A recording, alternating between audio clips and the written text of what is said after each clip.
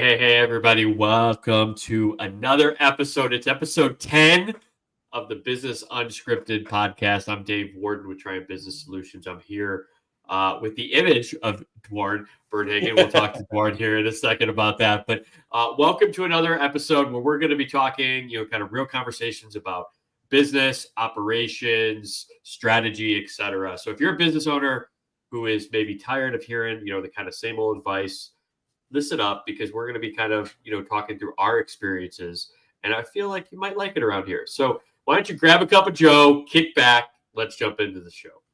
So Duarne, I love the image of you today. I wish we had the video, but I know you're experiencing some internet issues, right? So at least you're here. Oh, it's crazy, Dave. Yeah, sorry guys. Sorry, Dave. It's one of those days where if I told you what was going on, you just wouldn't believe it. We've got two fiber connections here, both flaky as I've got direct connect into the computer, my desktop computer here, which seems having all sorts of wonderful issues with one of the connections. So I'm running my Wi-Fi as an alternative. Karen is working perfectly fine to the Wi-Fi. Right. And we're actually losing. I'm able to create. You're going in and out. Get a hotspot on my phone and then connect my desktop to my phone. Yeah. Wow. You're actually going in and out. I don't know if you're experiencing that too, but you're kind of going in and out a little bit. Yeah. This was my concern. So basically, Duarne is here. It's just not fantastic. Duarne is here for moral support, right? And he's going to. I think we got some good topics. We were talking pre-show, and one of the first things that we wanted to kind of get into. I feel a lot of people, business owners, clients of mine, when I worked in corporate world, right, in finance and executive leadership, the biggest thing that I think is the vital to everybody in business, whether you're small, large, whatever, is cash flow, right? And monitoring cash flows. And based on the conversations that I've had the last 3 weeks with a lot of my clients, it's not being done to the frequency at which it should be done. And, Duarne, we were talking a little pre-show about how important this kind of topic is for people. And ultimately, it's not that hard to track, but I think a lot of people get overwhelmed by it. What would you say about that, Duarne? Yeah, I totally agree. For me, I find it probably one of the most stressful parts of running a business. I find that I always get mixed up with projections versus cash flow expectations. I come from the sales and marketing, so I tend to point more in that direction a lot. So I like to think about the projected income coming in and work towards that. And then find myself disappointed that my cash flow projection, because I based it off that, may not actually be what I expected it to be, because I'm not basing it off real data, I guess. I'm picking the numbers out of the air of what I'd like to achieve. Yeah, so I think this is a common misconception when you think of cash flow. And it sounds like what you're trying to do is you're trying to combine like a cash flow kind of baseline projecting out for the next 12 months with a budgeted kind of increase and a change in activities. But business owners like yourself, Duarne, like me, like, all of our clients, or you listening, right? You need to start with just known activities with your cash flow statement. So you would start with today's bank balance, today's known inflows, right, that are coming in, known outflows that have to go out, and then you have your ending balance. And you just repeat that every week. I advise people to kind of track it every week. If you want, you can do it by month. But do that for the next 12 months. You're not putting any projected increases. You're not putting any projected changes. It's just taking business as now, cash needs as now. What does that look like by week over the next 12 months? Because what that allows you to do is it allows you to see over time, where are my kind of peaks and valleys of cash flow? And what also happens is, Duarne, you were saying, is once you've had that base, then you can create basically a copy of it and now play scenario-based cash flow modeling. And I think that's ultimately what you were, that's essentially what it sounds like you were trying to do with like your basic cash flow. You're trying to make it more of like a modeling version of it. And really, you got to have that baseline done first so you can see like, hey, if everything just stays the same, how does my cash look over the next 12 months? And what you may find is that you may think everything's good, but in 6 months it drops down because you can't sustain the level of withdrawals maybe that you're making for yourself, or maybe you have so many expenses that are going out the door that you don't know about. So you start with your bank statement, look at everything that's happening. For my clients too, if I'm just starting out a first sort of version of a cash flow, I actually go backwards and I create the cash flow for like at least 5 to 6 months prior to see what are those averages that we can build into the future. And you make sure you don't miss anything that way. That's probably a much smarter method of doing it. And you're right. I tend to look more towards the projections and, well, if we do this and this and this would be awesome because we could achieve this. Mm-hmm. And then find myself getting a little bit lost in that. So I tend not to do the cash projections or cash flow analysis too much myself. And it's something I definitely know I should be doing, or I should at least bring someone onto my team who manages that part of it and then tells me what I can spend and what I can't spend. Yeah, and I would definitely challenge you, maybe Duarne, like you said, like you or somebody on your team, to really put together that like baseline. Just like, hey, here's all our clients. Here's when all their due dates are, for the inflows, and then for your outflows, here's payroll every 2 weeks. Here's overhead expenses we got to pay. Here's rent on the first of the month. Here's loan payments if you have loan payments that you got to pay out. But just get that baseline down, and it's going to allow you to make better strategic decisions moving forward, because you're going to know when you have a influx or if your cash is going to continue to build. Because let's say, for example, I'm thinking of a client that I'm working with right now. They want to take out $2,000 every week. Well, if they were to do that when we were building out the initial projection, in 9 months, they would be out of cash where they're at. So we have to make adjustments there.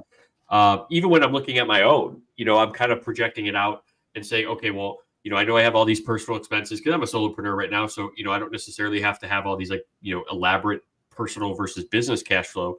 I can kind of create a, business outflows, personal outflows in my cash flow projection. And I can see like, all right, I know I might have to wait to pay this bill, or I can pay this bill early, or now I can invest in some marketing this month, right? When cash has been built up. And it really allows you to know exactly when you can make decisions that are going to be impactful to your business. That makes a lot of sense, especially like for, I guess when you do that too, you can actually work out when the bill payments need to be coming in for your business. So you might be able to stretch out an extra week worth of, not paying a bill if it means like they're not going to shut your connection off or something like that. Right. So it gives you that flexibility to be able to plan for that if need be. Right. And when you see it like black and white in front of you, if you don't have anything like that in front of you, and my number one suggestion is once you create it, you update it at least once a week, maybe every Monday for the upcoming week. But it allows you to know like, hey, if you look at your bank, maybe there's money in the bank.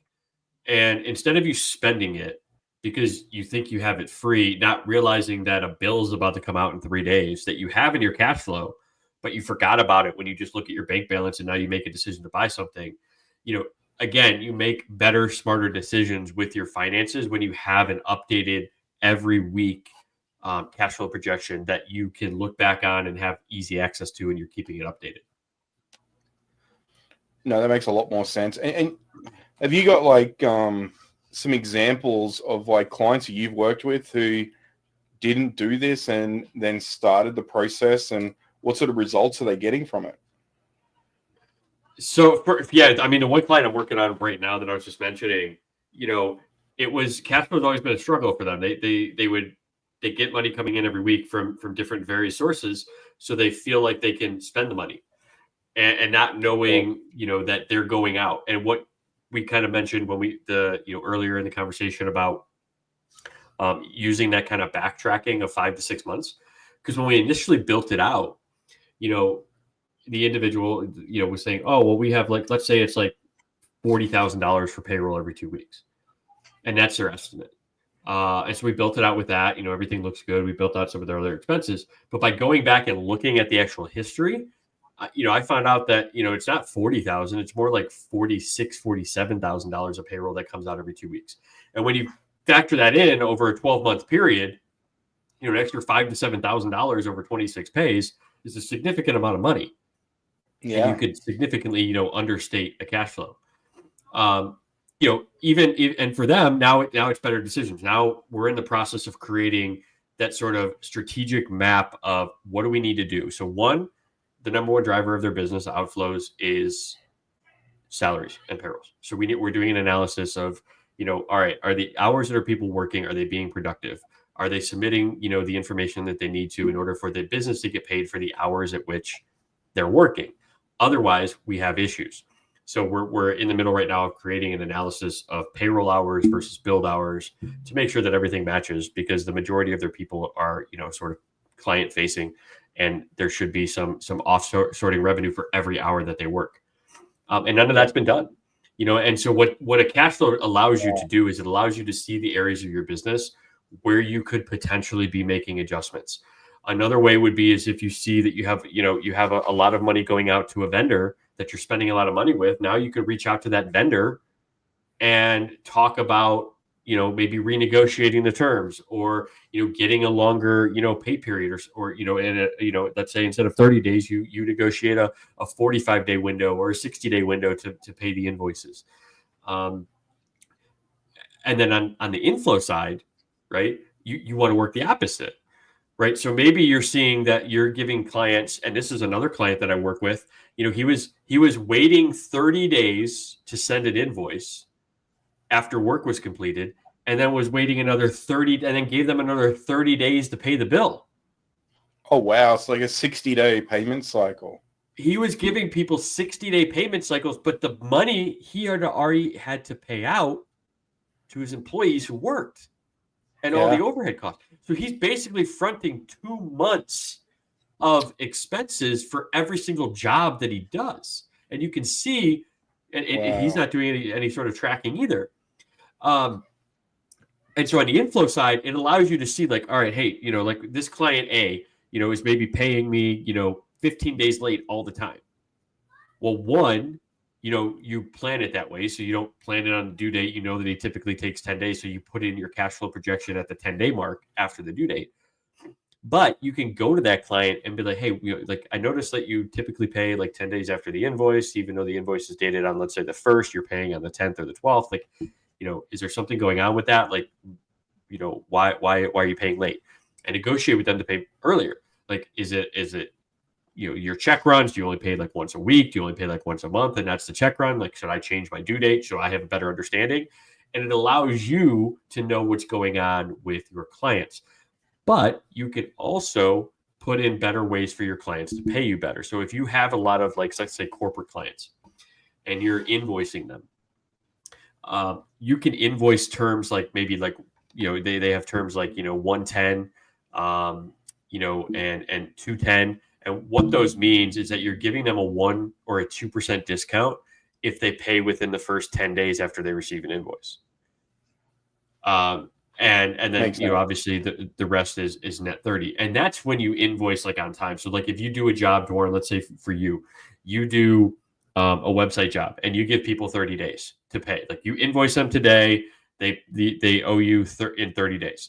Well, you could add a 110 or a 210, kind of term to that says, but if you pay me within the first 10 days, I'll take 2% off, or I'll take 1% off.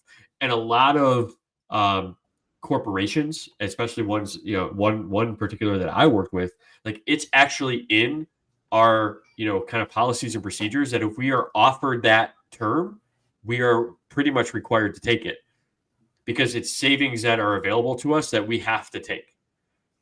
Now, some places may not have that, it's okay. But by giving that 1 or 2% that adds up over time to business owners. And so if you're ever given a 1 or a 210 and you have the cash flow to pay it, like take advantage of that. That's like a discount for you. That's money back in your pocket. Yeah. No, I can see how that could be totally a benefit for people. I mean, for us, we do a lot of upfront payment, like an initial deposit, etc. when we start projects. Right. With staffing resources, we charge month that is. So the beginning of the month that is, basically meaning that we normally give 7-day terms. So what we tend to find is that helps us with cash flow. But yeah, I can see very quickly. I've got a buddy of mine here. He's got a large BPO. He actually just sold it because he said the stress was getting to him. Right. And he had about 400 staff. So you can imagine the cost of 400 staff when clients might have 20 to 100 staff and they're late paying, which means that he's got to front the cash in the business to cover that many staff salaries. And their entire business model is designed on staffing. So if they don't get paid, they can't pay their employees. So yeah, that was very stressful for him coming up to the Christmas break because a lot of people, his clients, were very slow to pay him. So he was finding himself a bit stretched thin at that point. And soon after that, he actually advised me he'd actually done a deal to sell the business. So, and I can totally see why that sort of thing is stressing him out. Because I know that stresses us out in small business all the time. Absolutely. When you get a client who's quite a ways from paying you on time.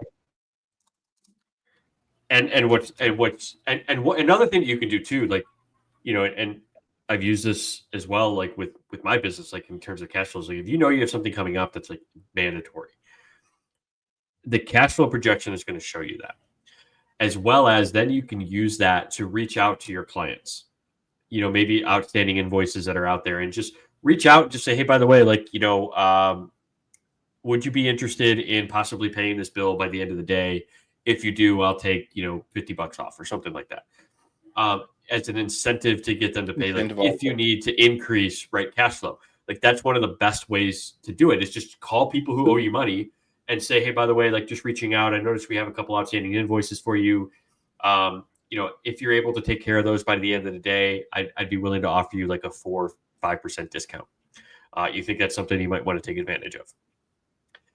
On the flip side of that, when you're doing your cash flow and you're finding that you have a lot of these people who haven't paid you and you have a lot of outstanding invoices, which again goes into like your AR monitoring, like you have to make sure you follow up. And I think that's the number one thing too, that a lot of clients don't do, is they don't follow up with people who owe them money. They're more than happy to do the work. They're more than happy to invoice them. But when that follow-up needs to happen, that's where there's a lack of it, because they just don't have the time to do it. And they don't have the time to ensure that, hey, I billed out $5,000. Did I get $5,000 of payments in? They just assume when they see money coming in that everything's going well. And actually a lot of clients may realize, for example, the client that we were just talking about before who, was given the 60-day window, we noticed that there was a couple invoices that were, 90, 120 days that they didn't even know were that long because they weren't tracking it.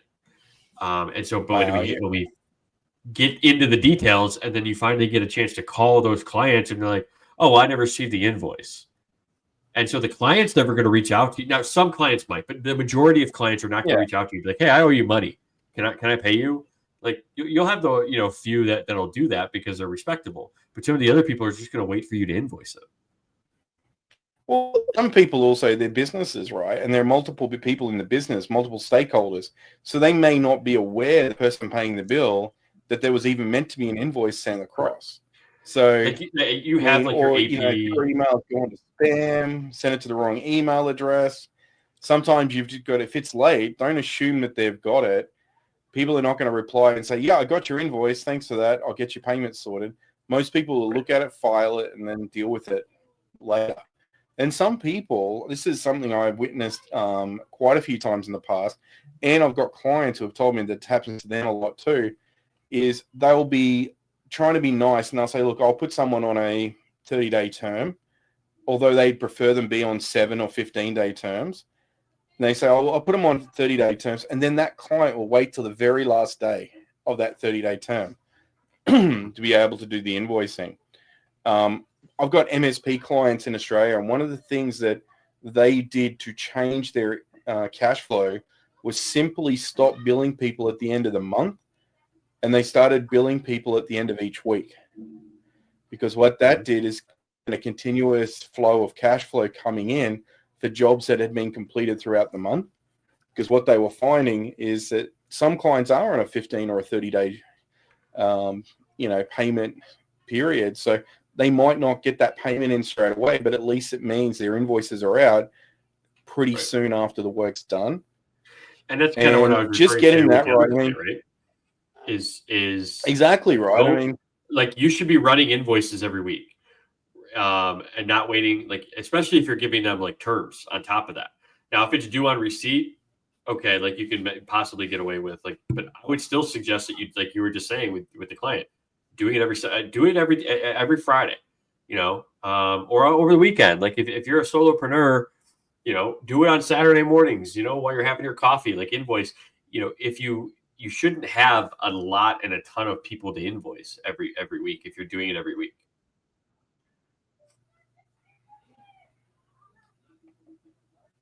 No, I agree with that. Sorry, my internet's very flaky, Dave. Sometimes I'm getting a little bit of a cutout from your side. So I'm not sure if you're leaving on a question and I'm missing it. So apologies there. No, you're good. You're good. If I think cash flow is definitely one of those. And I think you mentioned in the pre-show, cash flow is one of those things that can really create huge amount of stress. I mean, like you look at like our business, for example, like I'd mentioned to you previously, like if we had better cash flow, then I would have at least 2 more projects, internal projects that I wanted to launched and in full swing. Because better cash flow means that I could actually then plan for more resources to do that. But instead, we've sat them on the back burner, built them as far as we can get them with the resources we've got, and said, well, once we increase our cash flow, then we will work on those projects. And I'm sure there's other people out there in the same position right now. And so for you, and the biggest thing that you need to do is, one, the baseline. We talked about it. But then how do you then utilize it to understand what could happen in terms of like making better decision making in your business? And that's where we kind of briefly mentioned earlier modeling.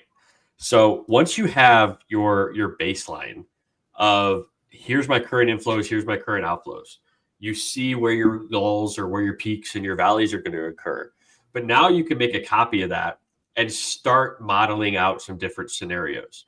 That's not going to be your Bible, right, of what you're updating every week. You go back to your baseline tracking. But for your case, Duarne, right, so you have your baseline, you project it out over the next 12 months. You make a copy and you're like, hey, this is going to be if we do this new project. And up front in your outflows, you may have some, upfront costs you got to put out, or upfront, expenses you got to pay before you get inflows. And then you say, okay, well, in 3 months, I know this is what's going to start coming in. And so now you can begin to model it out for the next 12 months as well after you decide on a project.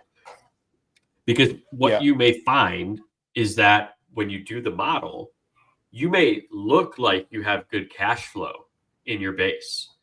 But when you actually model it out and understand all these upfront costs, all these ongoing costs that you have to pay every week, plus the expected ramp up of the inflows, you may find that in order to make it work, when in the baseline it looked like you're going to have an extra, let's just say $30,000, in cash flow positive, this new project is going to suck all that up and then actually put you negative 10.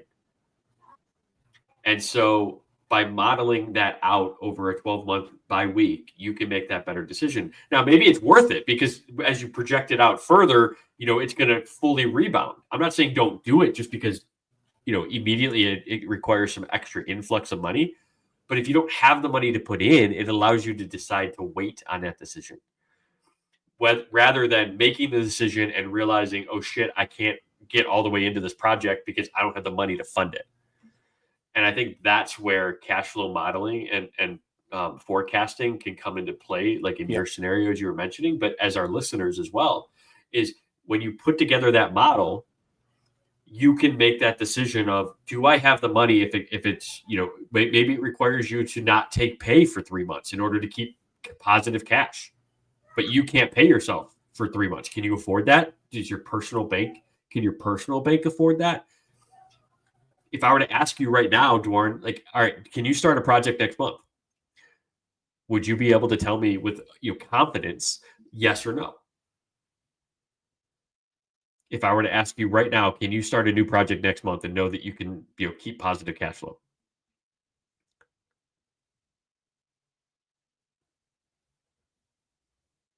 Did you go away? I think we lost him. Did we lose Duarne? All right, we might have lost Duarne. But for you, if you're listening to this, right, think to yourself, like if somebody came up to you and I came to you right now and I asked you a question, if you needed to start a new project next month, would you feel confident enough to say yes or no? And if the answer to that is no, you wouldn't feel confident at all, that's because you don't have a cash flow and you need to go out and create one. And if you need help with that, like we have templates, comment down below. Submit. I can send you our cash flow projection template, and it's very simple. And you can start like doing this today. But cash flow is going to be king in your decision making. Cash flow is going to be king in your confidence level in your business as well. Knowing what and where you need to go in the directions you need to take with your business. So with that, I'm going to take a pause here for a minute. We'll see if Duarne comes back. But cash flow is king. If you want any more of this, as we talked about, we've been mentioning this before. Worden and I are launching a revamped Triumph Mastermind program. This is kind of that that announcement. To say it's the, what do you want to say? The ad part of the podcast, right? We're founding members are launched. It's joined down below. We'll have a link for you to kind of get in savings of up to $140 a month. If you're one of the first few that get in, we're going to be doing daily Q&A calls, weekly strategy calls, still going to have the podcast. You can actually be eligible to be live on the podcast too and talk about, different topics, different scenarios. We're going to open that up for members of the Triumph Mastermind as well as WhatsApp conversations, community, etc. So if you're looking for a place that you can come, ask your questions, feel supported, and be pointed in the right direction, the Triumph Mastermind might be the place for you. We're here. We're helping you. Daily access, Monday through Friday, with questions, with support, with pointing you in the right direction. So let's get started.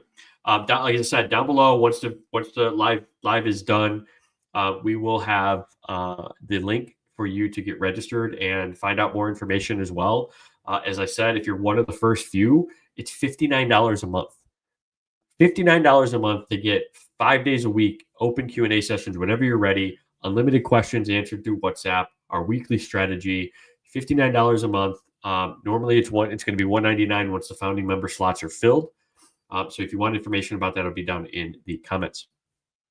But as we're waiting for Duarne to come back in, one of the other kind of things that I was thinking about, besides cash flow and as much as it is a big topic,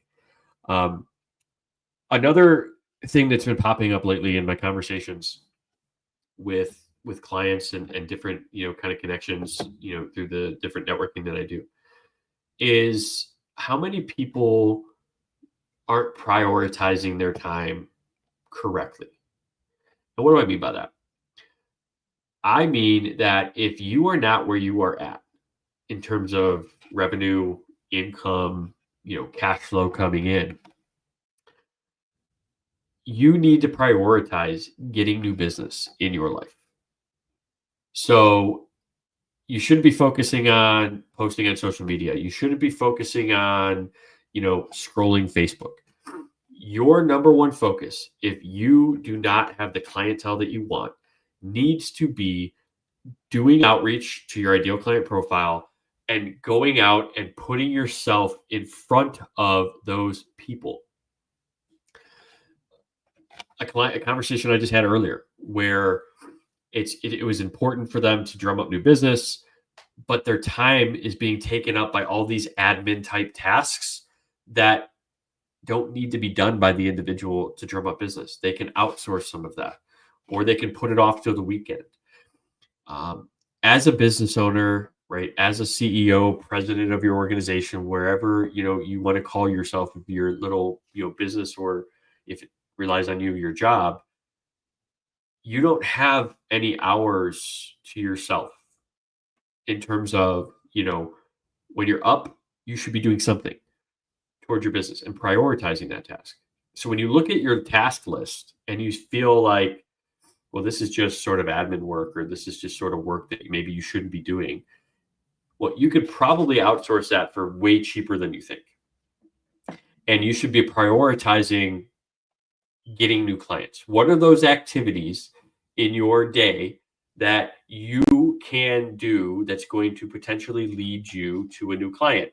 And while people may feel like social media is the way to do it, it's not. It's going to be having conversations. It's going to be getting yourself in front of, networking, having those kind of one-to-ones, etc.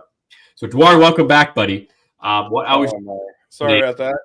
No, you're good. I was talking about how many times I have seen where people who aren't where they're at, maybe revenue wise or income wise, client wise, they prioritize tasks that are not important. Maybe they're the admin tasks over the tasks like networking or having one-to-one conversations.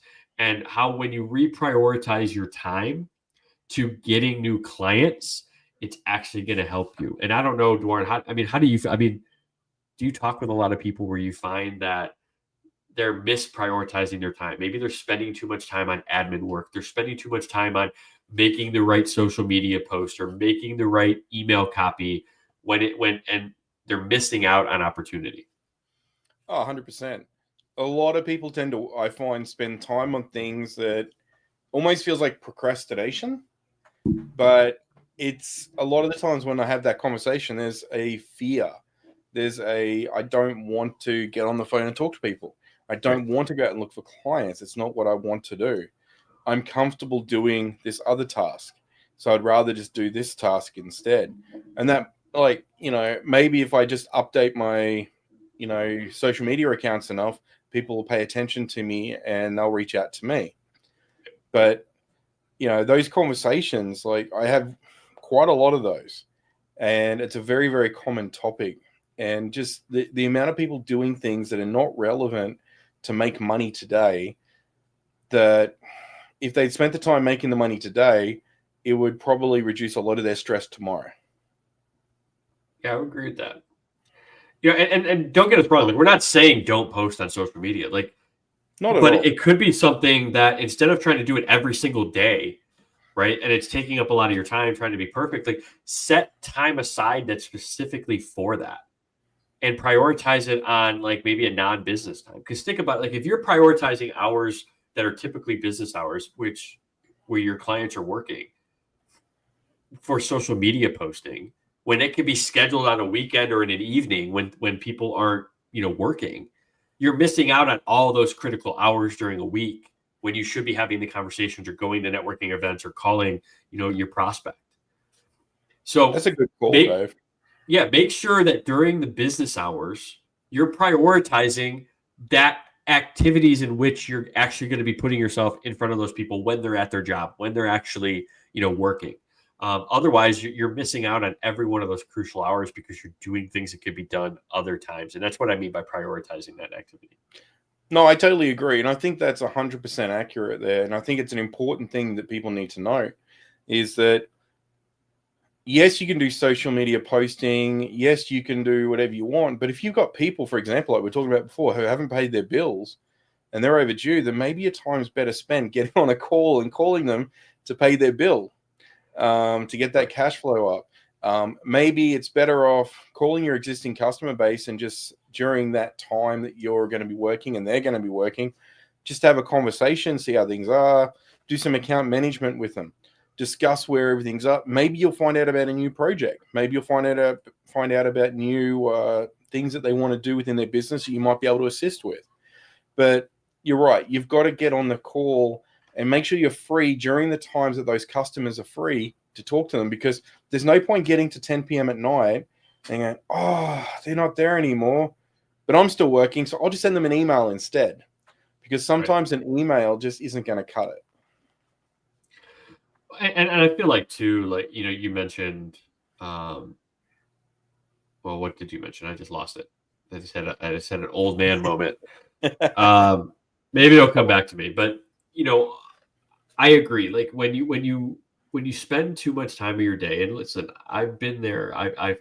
I found myself caught up in like these things of like, hey, I'm gonna like post my social media. I'm gonna get it today, but it turns into, man, I should actually been having conversations with people. I should actually been, you know, sending people direct messages or giving them a call.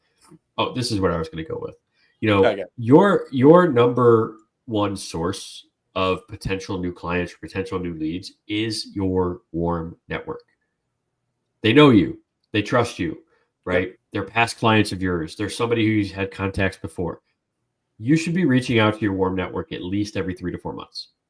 And if you're not doing that, you're missing out on the opportunity. I've said it before. I'm going to say it again. Your warm network is where your business is going to grow. If you're not running ads, right, and you're not doing, you know, any sort of like social media content, your warm network is where things are going to come in. So you reach out to them, just inform them of what's going on, offer to help. And this is the funny thing that I was in this mindset too, but when I have conversations with people, I'm just like, well, how busy are you right now? And they're like, I don't know, I got capacity. I want to add like another 10 clients. But when you make the suggestion of, okay, well, why don't you offer, like, call some of your ideal clients and just say, hey, like, I got some, I want to give back. Can I do a free project for you? Like, is there anything that you could potentially like use like some support on that I might be able to help you? And a lot of people are like, why would I do that? I'm not going to do that. I'm not going to get like, I'm worth something. Okay, prove it to them. Like, especially if they're not somebody who knows you, like they're a cold, like ideal client of like, let's say they're on your top 25 clients you want to work with. Like, offer to do something for them and prove that you're worth it. They have no idea who you are. So, you know, invest in yourself that like maybe 10 to 12 hours of doing some work in a project for them that shows your value. And then say, hey, by the way, is there anything else like this? Like, I'd love to kind of like, let's form a partnership, or let's form, you know, a contract. Here's what it would look like if, you know, this is what I would typically do. Because once you prove that you're going to give them some result, and as long as that result is worth way more than you're asking them to, you know, kind of, you know, pay you, it's going to be a no-brainer for that company. But so many people push back and they're like, I don't want to do that. I don't want to give away anything for free. Well, even if they don't want to give away something for free, an option you can do too is just call existing customers, have a conversation, talk about if they've got any other projects that they could utilize your services for, or if they could do some referral. You know, just ask for referrals. It's not people getting this really, you know, icky feeling about asking for referrals. It's not a bad thing to ask for referrals. And you know what? They may not have a referral, but the fact you've asked, that you're probably going to be top of mind for at least the next few days. So if they do talk to someone and there is a possibility of something, they may reach back out to you and go, hey, you were talking about this the other day, might have an opportunity for you. Right. And, you know, if they don't have any recommendations or referrals, ask them if they can give you a testimonial. Send them a LinkedIn link and say, hey, look, do you mind if I send you a LinkedIn link and just give you a testimonial and have it so that we can, you know, start a conversation. And, you can have that conversation with them and get some, you know, really good feedback from them that others are going to see and you're going to be able to use. There's always something you can do to reach out and talk to people within your network just to start that conversation again if you need to. And you'd be surprised how many times people move. Like if you haven't spoken to someone in 6 months, they could be in a very different position than they were when you spoke to them last. People change jobs, people get new roles, people have different projects come up, people have people come and go in their businesses, they get new clients. Well, just like you listening, right? Your situation now is probably different than it was 3 to 4 months ago, more likely than not. So that's the same 100%. Thing with your network. So just because you had a conversation with somebody, let's say 3 months ago, 4 months ago, and maybe their situation then wasn't proper, reaching out to them again their situation may be completely different, and by you saying I'm not going to reach out to them, they already told me no, you might miss out on an opportunity. It's not necessarily like, everybody calls it a numbers game, but in the end, I guess it kind of is. If you're doing zero, you're going to get zero in return. But by going out there and reaching out to, let's say, 30 people in your network a day, over time, you're going to get maybe one person out of, let's say, 50 to 60 that's going to have a conversation with you. Okay, great. Now tell me about your situation. Before you have a one-on-one, before you actually really invest, like, hey, tell me about your current situation. I know we chatted about this before, but is this something you're still possibly looking at? Is this something that you've overcome? Is something new come up? And then once it's something in their situation that you could potentially help them solve, like, now you say, hey, let's get on a call. Like, let's dive a little bit deeper. Let's have a conversation about it. Let's see if we might have a solution for you. Yeah, and you'd be surprised. I mean, if you're really stuck and you don't have these people you can go and talk to as well, go to a couple of networking events. Mm-hmm. Get in there and just meet people, talk to them, find out what they do, tell them what you do. And look, you might get lucky and you might get a couple of referrals. Maybe get referred to somebody and have another conversation with them, and it may not turn to an opportunity, but it may become they know someone else who does want something about what you want. Right. And ultimately it's come from service first. And don't come with it with like a sense of, I don't know, what like entitlement. Yeah. Like, just because you have a conversation with somebody doesn't mean like you're entitled for them to do business with you, or that, that they need to do business with you. If you come at a conversation just like that, as a conversation, and you're listening to what they're telling you about their situation, and you potentially could help them, right? Make suggestions. Hey, could I suggest something that might be a possibility for you? We offered this service, and it helped people that I've worked with before overcome this issue. Is it something that you might want to learn a little bit more about? Leave it up to them. Let them control the conversation. They, in the end, as we've talked about this before with Jeremy Miner and his NAPQ teaching for sales, it keeps the sales resistance down. Which is ultimately what you're wanting to do. You don't want them to feel defensive. You just want to have it as a conversation. So by asking and using those types of words like might or could be or possibly, they don't feel like you're shoving it down their throat. And if you came to somebody and they said, well, yeah, I need, my books are crazy and I don't really know where my numbers are. Well, here's what I'll do. I'll come in and I'm going to clean up your books. I'm going to, get you everything caught up. I'm going to send you a financial statement every week. And it's $10,000. Like, you want to do it? Like, let's sign up. Like, no, nobody, they're going to be, whoa. Take a minute back. Like, take a step back, buddy. But if you come in, right, and you say, well, that could be frustrating, right? I've definitely, a lot of clients that I've worked with have felt that same frustration. Would it make sense for you if I kind of outlined a plan or a program that I've worked with similar individuals in your space and help them overcome that? Would that make sense? Again, you're letting them control and drive the conversation. Yeah, exactly. And I think this is the biggest thing, right? I mean, most people tend to get, like we said, caught up in the weeds of just doing something so they can feel like they've done something for the day. But just that little action of just keeping a notepad next to you, I think we talked about this last week, and tracking what you're doing during the day can be a huge difference on what sort of results you can achieve. And you may find that when you look at that, you go, oh, wow, I'm really wasting a lot of time on all these things that don't really matter. Or I have people in my team who could be doing that for me. Why am I doing that myself? But look, you've got to find your reason as to why this is the case. Is it because you're procrastinating? Is it because you're not comfortable? Is it coming from a place of fear? Is it just you're not aware? Whatever that might be. Yeah. So I would confidently be able to say that I think it comes from a lot of places of uncomfortability for a lot of people. But they always say, right, your greatest success, your greatest reward comes on the other side of being uncomfortable, comes on the other side of taking yourself outside of your comfort zone. And that's where you're going to kind of reach your goals. That's where you're going to kind of, reach that next level for yourself in your life. If that's what you want. Yeah. I mean, you listen to anyone who talks about, gym growth and, doing better in the gym. They're always talking about just that one extra rep, that one extra set. It makes the difference. When you think you're ready to give up, just try and do one more rep. And that's where the magic is going to happen, in that extra work you do.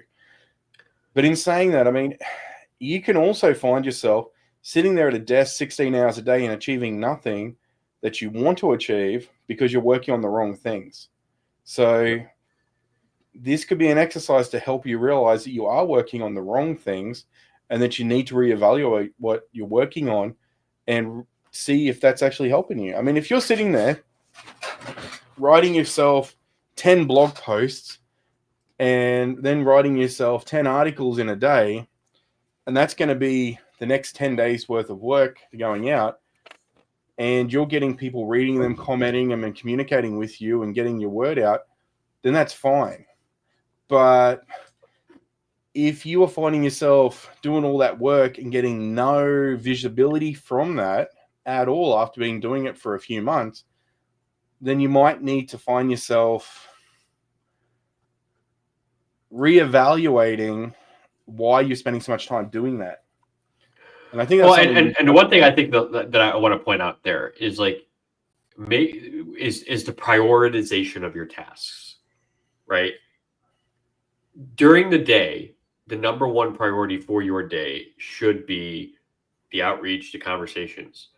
The secondary priority, like after business hours or on the weekends when people aren't necessarily, there for you to talk to, that's when you should be doing, right, Duarne, what you're talking about, right? Like doing the blog writing, doing the article creation, doing the social media posting, because there's ways for you to multiply your efforts and schedule it out over the weekend, and then you don't have to think about it during the week.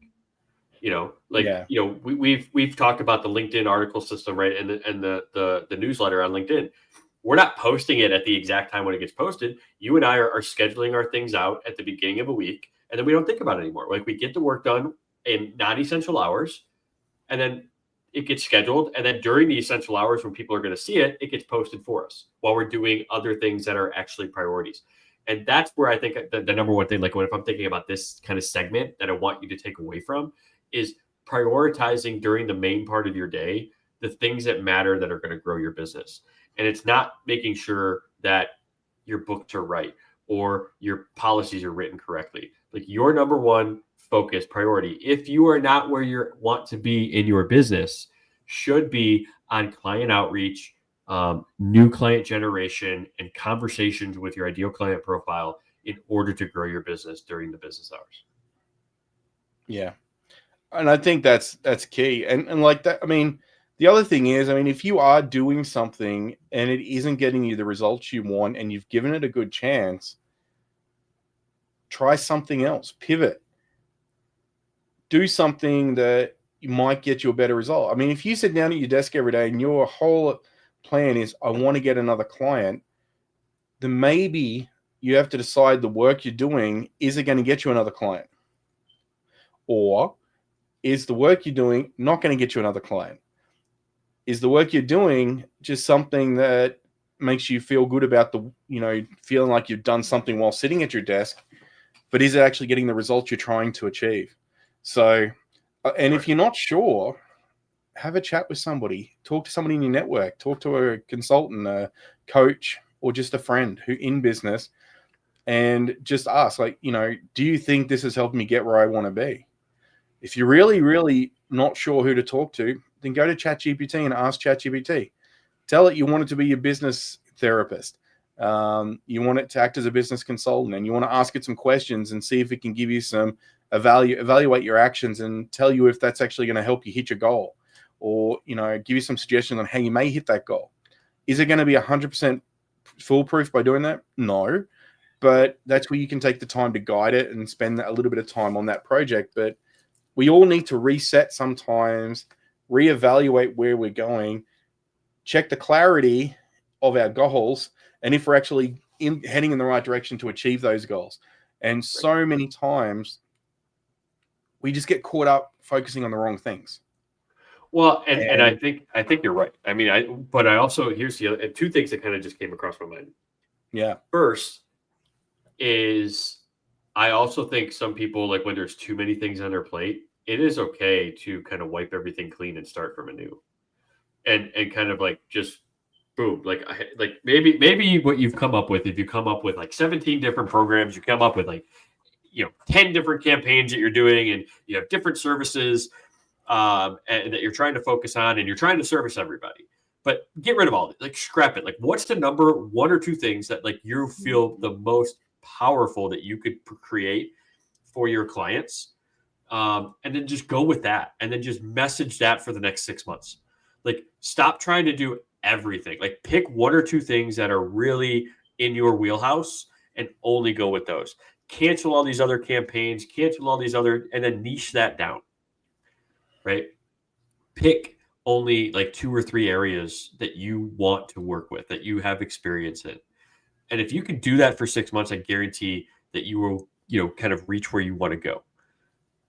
It's about getting your focus right, isn't it? And that's right. A big key point here. I mean, a lot of people tend to get misfocused. Mm-hmm. And I've been kind of thinking through this too, like just for myself. Like, I have multiple services, but right now it's like, it's kind of stretched across the board in different places. And when I say that about wiping things clean, I'm thinking about it for myself. Like, where do I go for my business? And things are going well in different areas, but it's like I feel like myself, right now is stretched a little thin in terms of like when I talk to somebody, how am I messaging it? Mm-hmm. And so I feel like, and your kind of message kind of revitalized this thought is, sometimes it's okay to get rid of some things out of your business, right? If it's taking attention away from, multiple things, right, that are going to be more successful. So it's okay to eliminate 2 or 3 services, especially if they're services that maybe are break even. And this is again where getting your financial statements ready, right, and getting your financial statements in order can help you identify which services or which products or programs are profitable and which ones are kind of time sucks, and getting rid of those things to focus on the main area. And that 1 or 2 main services, because then once you grow those 1 or 2 main services, and now you're successful, you're where you're at, you have teams under you, right? People can run it without you. Now you can focus on maybe providing some additional complementary services. And I feel like it's okay to get rid of some things like that. So really evaluate your services in your business.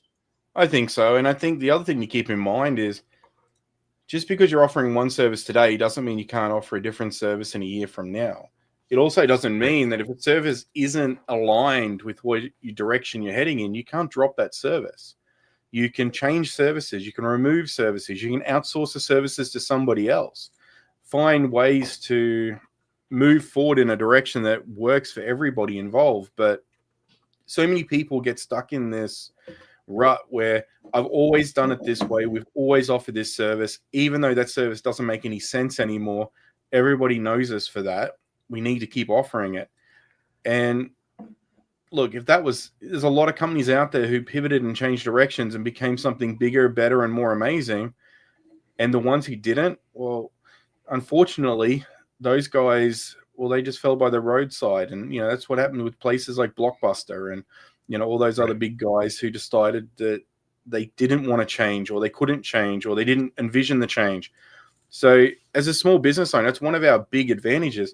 We can adjust and pivot and change easily, quickly, and we don't have to have big board meetings all the time to discuss what the changes are going to be, then get everyone to vote on it unanimously, and then put plans together on how we're going to do it over the next 12 months. Right. Those things are still important and great to do, so you get a good vision and a goal set. And like you said before, work out your cash flow to make sure it's possible to do. But having a good cash flow, I guess, would actually also be a good indication to show you if what you're doing is working, or if parts of what you're doing is working really well. So maybe you double down on that part that's working really well and just drop the rest. Right. Or at least take the focus off it. Yeah, I think you're right. I mean, it's like it's evaluated. Now it's like, we're getting towards like that first half of the year is done. And so it now becomes like a good time to start planning for the second half of the year. And in order to do that, you really have to evaluate your services. You really have to evaluate what you're doing. And then the flip side of that is, as we kind of briefly talked about before, the second thing I thought of when you were going before that I wanted to come back to is, I think a lot of people switch too quickly off of like, their idea or their program that's like in their wheelhouse, and they try to add something else because it sounds better or it sounds different. And I've been a victim of this early on, right? And ultimately go all in with one or two main things and really put the focus on just that. Don't try to rechange it. Don't try to reevaluate it, but give something 6 months, right, to really see like what's going on. Because that's when you give it your attention for 6 months, I feel like that's a good sort of time frame, especially if you're giving it 100% attention, where that's your messaging, that's your focus, that's the message that you're delivering in your conversations and your exploratory sessions and your networking sessions, all of that. If you give it 6 months and then you see that it's still not working, it's still not picking up, then maybe you need to possibly make like a big sort of overhaul switch. And I'm not saying here, like, don't make small tweaks, but tweaks are good. Full out changes quickly are bad. Tweaks along the way are great. But when we talk about big changes, we're talking about complete pivots and change in directions. Mm-hmm. So, I mean, I totally get that. Like, for example, like we were talking about doing LinkedIn newsletters a few episodes ago. And I just took a quick gander. I've been doing daily newsletters, and I've had mixed feedback from people. Some people saying, you're spamming me. Others are not concerned. Like, I'm getting lots, they're consistently liking the post. So I'm reaching them. I'm giving information that they like. And I've got 53 editions out so far since I started. And I've done a daily post since I started. So I'm pretty proud of that. Now, I know that when we spoke recently, you dropped yours down to a couple of days a week because you had time constraints, etc. Monday, Friday are my releases. Yeah. Yeah, so I mean, we're talking about you haven't pivoted, you haven't changed what you're doing, but you've just tweaked it. You've changed it to suit what your working environment, what you're capable of doing. So rather than just completely. And here's what I'm finding. Like, we're talking results here, right? Is that my views have actually gone up from actually going twice a week. There you go. Like, for example, I'm just looking like the last 7 days. Like, it's up 74%. In terms of the article views from the prior 7 days. And that's when I kind of went to that 2-day shift. Was about 7 or 14 days ago. If I go to, I'm just showing 14 days here. I know you guys can't see it. I'm up about 10% over a 14-day window. So it's one of those things where, like you said, fit it to your needs, but don't do it quick. Like, don't do a full on like shift, like, and I guess I'm talking like business wise, right? Like service wise, like, unless you feel like it's needed. Out of your repertoire just because, you didn't sell one for 3 months. If you can still deliver it and it's good for your business, then keep it in there. But, use that as motivation to potentially put a little bit of time into marketing or understanding why you didn't sell one for 3 months. If it's something that required a partnership, or it required an individual staff member who's no longer with you to deliver on that, then sure, then maybe that's something you might need to decide whether you continue offering or not. But if it's something you're doing yourself as a solopreneur, if it's profitable and you've got the time and the capability to do it, definitely you can keep doing it. But yeah, just if it's not a money-making task, I guess take the time to just reevaluate how much time you're spending trying to do that task to determine whether it's actually worth spending that much time doing it. And would you actually get different results if you backed off on that? So like you backed off on 5 posts a week and you're still getting great results. In fact, you're getting better results. So something like that, is motivation for others to say, well, you know what? Maybe I can achieve 2 times a week or 1 time a week posting or doing. And you're right. It's just about being consistent. If you're consistently posting every week rather than every single day, you're still consistently posting every week.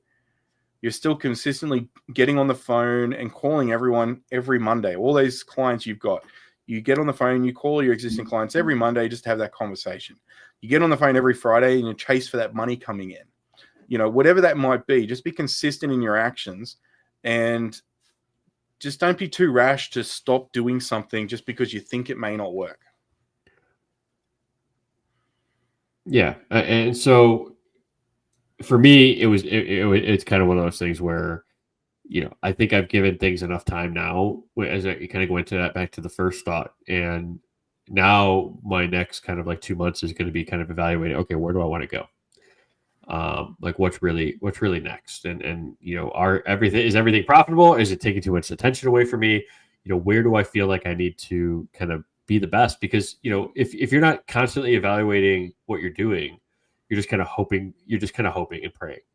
But by taking action, by taking review and making adjustments and kind of simplifying things, especially if you're not where you want to be, I think what so many people listen to, and you know, you hear it all the time, whether it's on videos and, oh, you should have multiple streams of income. You should have like 10 different streams of income. So what people feel like when they just get started out is that they have to have these different sort of opportunities within their business in order for it to work. Not realizing that all these people that are talking about, they started with one thing. Once that one thing took off and grew and they were able to kind of manage it, then they started adding things 2 and 3. Then once those things grew, they started growing things 4 and 5, but they started with one. And I think that kind of applies to like everything. That applies to like social media.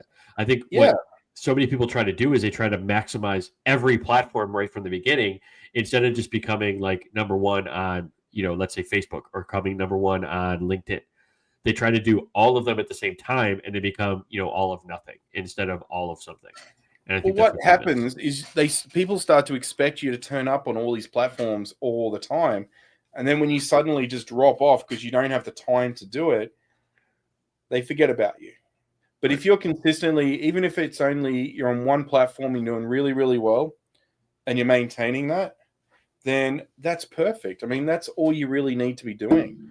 People who show consistency, even like I was watching Shark Tank this morning, you know, a little 5-minute excerpt. And one of the things was there was a guy on there talking about his product, which was a disposable camera. Now, they didn't go too much into the camera, though. It was more focused on the investors' reactions. But it was an Australian version, and they were talking about, well, what's your second product? What's your third product? I don't invest in businesses that don't have a second or a third product lined up. Even if you're not ready to deliver it, have you considered what they're going to be? Right. Do you know what they're going to be? And that's pretty much us in business, right? I mean, we get into business and say, hey, we want to achieve this, but we don't have to go out. We can create a milestone. Milestone 1, start the business, offer this one service. Milestone 2, by this point in time, I'd like to be offering this secondary service. Milestone 3, by this point in time, I'd like to be offering this type of service. Set yourself achievable goals that you can actually target and hit. And it's certain, there's many, many businesses that started out selling one product. Ford was selling one product, one car. You could get it in black, or I mean, black. I wouldn't even say like a large number. I would say like all. Like, yeah. I don't, you know, it may like a core business, right? Like your core offering, like, you know, most of them started with like one thing. Like for example, like a landscaper isn't going to come out and say, all right, we're landscaping, plowing, mulching, hardscape, everything. Like they come out with like one thing in mind. Maybe it's land maintenance, or maybe it is the hardscape. Like it's too overwhelming, right? Yeah, I would say that close to 90 or more. I would be safe to kind of, you know, I'm a betting man. I would say the odds are in the favor that 90% or more of successful businesses started with like a main 1 or 2 products. They didn't try to come out with like 10 different services at once. Isn't that a brilliant point? I mean, because like we're so used to department stores, the Walmarts, the Best Buys. Look at Amazon. We think Amazon started with books. That's it. Amazon was books. Like exactly. Online ordering of books. That was Amazon. one thing, one focus. They made it great. They got rich, right? And then they started adding all these different areas. Like people are like, well, look at Amazon. Like, yeah, look at Amazon. Go back into history. Amazon started with one thing, books. And they were great at it. And then once they were great at that, they took that system and that process and then dived it into other areas of business. And then now they're the biggest company, you know, one of the biggest companies in the freaking world because of books. Well, that, you know what? Apple did the same thing, right? Apple pretty much only did computers.